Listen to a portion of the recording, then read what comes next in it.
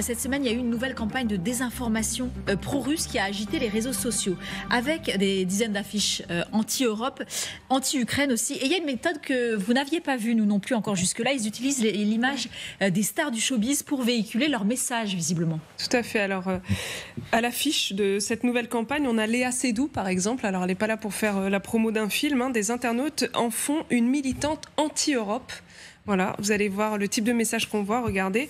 Il lui attribue donc ce genre de message. L'Allemagne quitte l'Europe et sans l'Allemagne, l'Europe n'existe pas. On peut parler aussi des images d'Alain Delon aussi qui sont utilisées dans cette comédie. Lui aussi, à mon avis, il a autre chose à faire en ce moment que de prendre position sur l'Europe ou sur l'Ukraine, d'après ce qu'on sait de son état de santé notamment. Tout comme Luc Besson qui est en tournage en ce moment pour son dernier film. Difficile de l'imaginer faire des pauses pendant son tournage pour envoyer des trucs sur X. Les élections ont montré au pays qu'il est temps de penser à eux-mêmes et non à l'Ukraine. C'est toujours, blague à part, ce type de message qui circule, beaucoup anti-Ukraine, anti-aide à l'Ukraine. On en a retrouvé comme ça une soixantaine. Elles mettent toujours en scène des stars occidentales et pas que des Français. Vous voyez, on retrouve Jennifer Aniston, Scarlett Johansson, Angelina Jolie, Elton John, Lionel Messi, bref. Elles inondent les réseaux sociaux. À chaque fois, leur image est accompagnée d'un message anti-Ukraine rédigé en français, en anglais et même en polonais. Alors, on a contacté l'équipe de Luc Besson. On s'est dit, est-ce qu'ils laissent passer ce genre de choses? Qu'est-ce qu'ils font? Parce que c'est quand même une usurpation d'identité. On en a parlé pour nous aussi, d'ailleurs, sur ce genre de campagne. Savoir déjà, s'ils étaient au courant. Deux, ce qu'ils comptaient faire. Écouter la réaction de son avocat. Alors d'abord, il n'était pas au courant, donc il était assez surpris. C'est nous qui lui avons appris. Et deux, il n'était pas très content. Écoutez. Monsieur Besson a pris connaissance de ses propos mensongers et purement inventés. Il m'a demandé immédiatement de porter plainte contre les responsables de ces fermatrolles qui les font circuler. Monsieur Besson, il est comme l'immense majorité d'entre nous en guerre contre les fake news et pour l'expression démocratique la plus sincère. Et donc, il compte que nous réagissions immédiatement par la voie pénale qui est appropriée. Alors l'intérêt de ce rendez-vous, c'est d'aller derrière, de savoir ce qui s'est passé. Je suppose que vous avez traqué comment... Un petit peu. Qu'est-ce qu'il y a derrière? Un petit peu. L'essentiel des messages apparaît donc après l'élection européenne avec un pic fin de semaine dernière. Les premières informations sur cette campagne, elles nous viennent du collectif Anti-Bot for Navalny. On en a déjà parlé ici. C'est ce même groupe qui avait déjà dénoncé des campagnes de désinformation russes, notamment Matryoshka, on en avait parlé. Depuis quelques jours, vous le voyez, toute la communauté du fact-checking sur les réseaux sociaux cherche à remonter à la source de cette campagne qui n'est pas si nouvelle finalement. On a retrouvé des fausses affiches plus anciennes datant de novembre avec carrément Beyoncé qui est mise en scène elle aussi, qui aurait été lanceuse d'alerte sur l'affaire Nord Stream. Beyoncé qui s'exprime sur Nord Stream et qui accuse les Américains. Les propagandistes n'ont décidément pas de limite. Et d'ailleurs, ces fausses affiches apparaissent aussi sur Facebook grâce aux publicités. En cliquant sur des liens, les internautes tombent dessus, elles apparaissent sur leur profil selon les calculs très sérieux d'un chercheur spécialisé, Paul Bouchot, que je salue ici parce qu'il a fait un travail remarquable sur ces fausses publicités, il les a toutes analysées, enfin il en a analysé beaucoup. On compte au moins 800 fausses publicités depuis novembre 2023. Elles ciblent essentiellement la France et l'Allemagne, elles auraient touché au minimum 12 millions d'internautes. Dans le détail, ça donne par exemple plus de 143 000 vues pour cette fausse affiche mettant en scène Vincent Cassel et qui accuse encore une fois l'Ukraine, 136 000 pour une fausse affiche de Léa Seydoux. Ça vous donne quand même une idée de l'ampleur de cette campagne. Et si on élargit la focale, donc depuis le début, depuis novembre, des rapports ont montré que cette campagne qui utilise donc des fausses publicités pour servir la propagande pro-russe, elle a permis de diffuser au moins 40 millions de contenus partout en Europe, pas qu'en France, avec un pic au moment des élections américaines. Pourquoi ? Pour interférer sur le scrutin et notamment infuser les messages sur ces aides à l'Ukraine, sur l'Occident, anti-Occident, anti-Europe, etc. auprès des électeurs. Samira, est-ce que dans les méthodes utilisées, vous pouvez nous dire comment vous faites le lien avec les précédentes campagnes russes ? Alors c'est ça qui est intéressant, c'est là qu'on rentre vraiment dans le vif du sujet. En fait, il y a plusieurs indices techniques qui nous permettent de relier cette campagne précisément aux précédentes. Vous allez me suivre. On vous suit. Alors, on vous suit. Allez, c'est parti. Pour la création de ces comptes, déjà, il faut d'abord regarder comment ces comptes sont créés. Ce sont ce qu'on appelle des bots, des robots. On en a déjà parlé ici, qui servent à diffuser les messages à grande ampleur, à plus grande ampleur qu'un être humain pourrait le faire. Et comment ça marche? Les auteurs, ils vont créer des profils qui suivent toujours la même structure. D'abord, il y a le prénom, le nom, vous le voyez, suivi de 4 à 5 chiffres. Ici, c'est Janet Clark, donc elle n'existe pas, cette Janet Clark. Et parfois, ils font des efforts pour les contenus francophones notamment. On a pu voir des prénoms français comme Nathalie, Jaco, Lévesque. Donc ils essayent, si vous voulez, d'être crédibles par rapport à l'auditoire. Deuxième indice, ces faux comptes, ils ont très peu d'abonnés. Oui. Donc ça, il ne faut pas hésiter à regarder. Parfois, c'est pas du tout. En général, c'est 1, là, par exemple.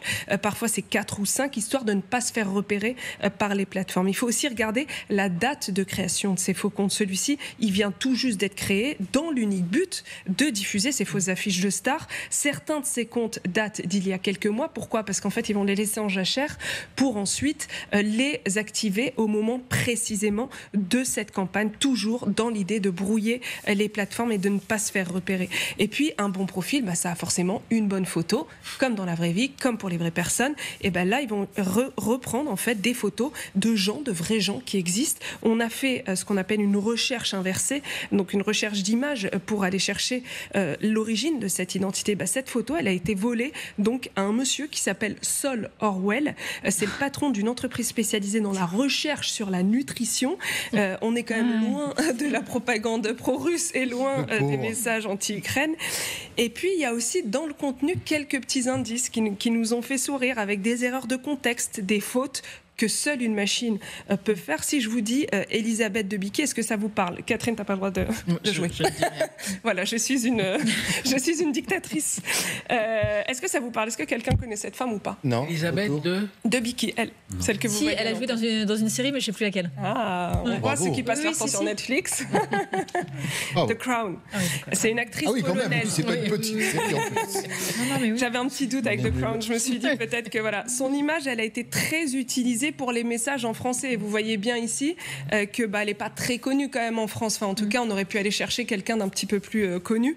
L'intelligence artificielle, elle sait faire beaucoup de choses, mais elle n'a pas les références culturelles quand même. Oui, mais alors, nous, ce qu'on aime bien, et surtout vous d'ailleurs, c'est se référer au passé, parce que c'est pas la première fois qu'on parle d'intelligence artificielle. Ouais, Doppelganger, évidemment, on pense tous à ça, cette campagne qui consistait non pas à usurper l'image des stars, mais à usurper l'image des médias et de nous, les journalistes occidentaux, pour nous faire dire n'importe quoi. D'ailleurs, les grandes entreprises du secteur ont déjà dénoncé l'usage de leur technologie, à commencer par OpenAI, qui a créé donc ChatGPT.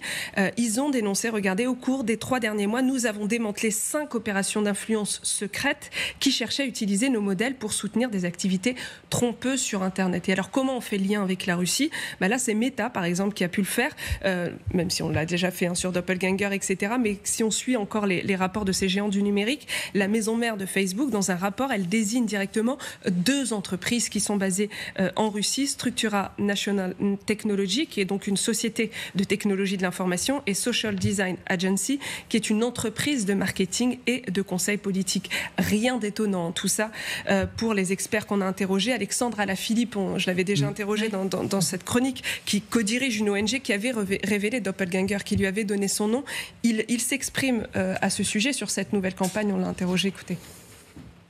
C'est intéressant aussi, et il y a un rapport du gouvernement allemand, du ministère des Affaires étrangères qui est sorti la semaine dernière, qui montre que ces comptes retweetent le même type de contenu entre eux et font partie de groupes de comptes qui sont toujours utilisés de la même manière. Donc effectivement, on peut se dire que si ces comptes sont toujours utilisés de la même manière par le même type d'acteurs pour le même type de contenu, très probablement ces comptes sont gérés par le même acteur, ou en tout cas au profit de l'acteur qui, dans ce cas-là, pourrait être l'acteur russe.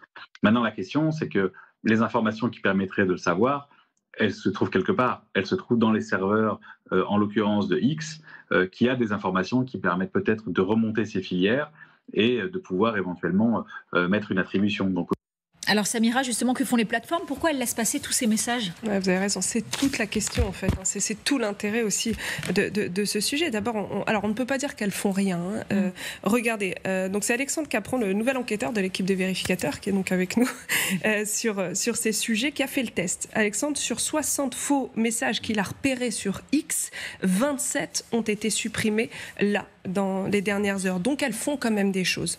Ensuite, pour savoir précisément comment elles procèdent, eh bien, on leur a posé la question. Concernant Facebook, donc la maison mère, elle n'a pas manqué de nous rappeler qu'elle a déjà effacé un certain nombre de fausses publicités. Regardez ce qu'elle nous dit. Donc elles n'apparaissent plus aujourd'hui dans sa bibliothèque de publicité. La bibliothèque de publicité, si vous voulez, c'est une page en fait où on peut retrouver toutes les publicités qui sont diffusées sur la plateforme. Donc là, il y a quand même, en tout cas, non pas une volonté de transparence, mais en tout cas, elle le fait, quoi. Elle fait ce qu'on lui demande de faire sur la transparence concernant les publicités. Elle rappelle quand même ce chiffre, 430 000 publicités, fausses publicités, ont été supprimées entre juillet et décembre. Mais vous me voyez venir, 430 000, ça paraît beaucoup, mais sur combien?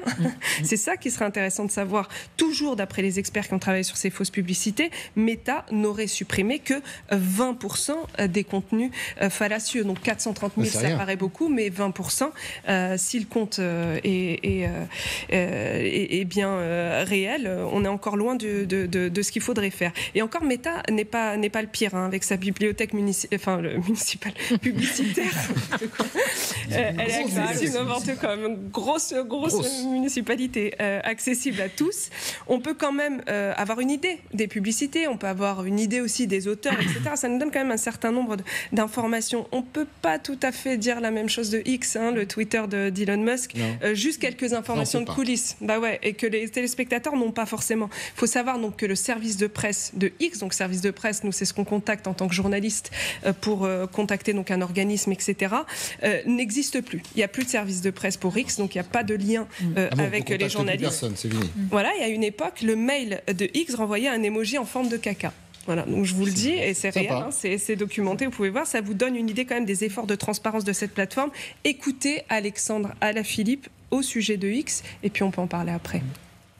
On ne sait pas aujourd'hui comment fonctionne cette plateforme, on ne sait pas aujourd'hui quels sont les mécanismes qu'elle a en place, on ne sait pas si les contenus qu'on voit, est-ce qu'on les voit parce qu'ils sont très visibles, parce qu'ils sont visibles chez tout le monde, ou est-ce qu'on les voit parce qu'on les a cherchés, et parce qu'on les a cherchés longtemps, on les voit. Donc il y a une vraie question de visibilité, de mesure d'audience, de comprendre quelle est la véritable audience de ces affiches et de ces fausses citations. Et là, aujourd'hui, on est encore dans le noir. Moi, je suis inquiet. À chaque fois que vous venez, j'adore, mais je suis inquiet. Non, mais j'imagine les téléspectateurs. Là, on est peut-être, sous votre contrôle, on est peut-être sauvés dans ces élections, parce que c'est une législative. Il y a une foultitude de candidats, donc c'est compliqué. J'imagine la prochaine présidentielle.